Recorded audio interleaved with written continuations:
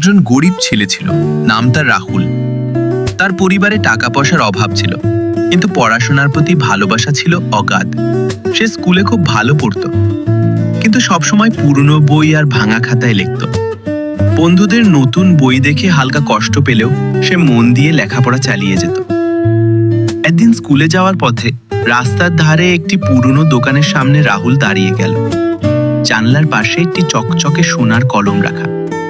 চোখে মুখে বিস্ময় নিয়ে রাহুল তাকিয়ে রইল।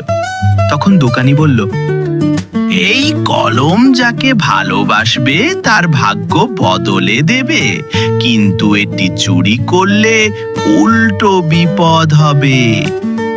রাহুল বিনয়ের সঙ্গে বলল, আমি চুরি করব না, শুধু পড়ার জন্য চাই।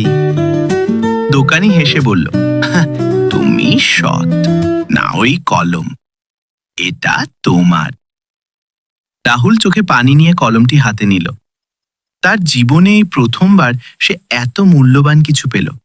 রাহুল সেই কলম দিয়ে লেখা শুরু করল। তার হাতের লেখা সুন্দর হয়ে উঠল। লেখার গভীরতা বেড়ে গেল। শিক্ষকরা মুগ্ধ। স্কুলে পরীক্ষায় সে প্রথম হলো। পরে কলেজে ভর্তি হলো। কবিতা লিখতে লাগলো। ধীরে ধীরে সে হয়ে উঠল একজন বিখ্যাত লেখক। অনেক বছর পর একজন নামকরা লেখক রাহুল সেই পুরনো দোকানটিতে ফিরে গেল। দোকানটা এখন বন্ধ, কিন্তু জানলার পাশে ঝুলছে একটি বিবর্ণ কাগজ। সেখানে লেখা, সৎ মানুষই আসল ভাগ্যবান। রাহুল এক দৃষ্টিতে লেখাটার দিকে তাকিয়ে রইল। তার চোখে জল।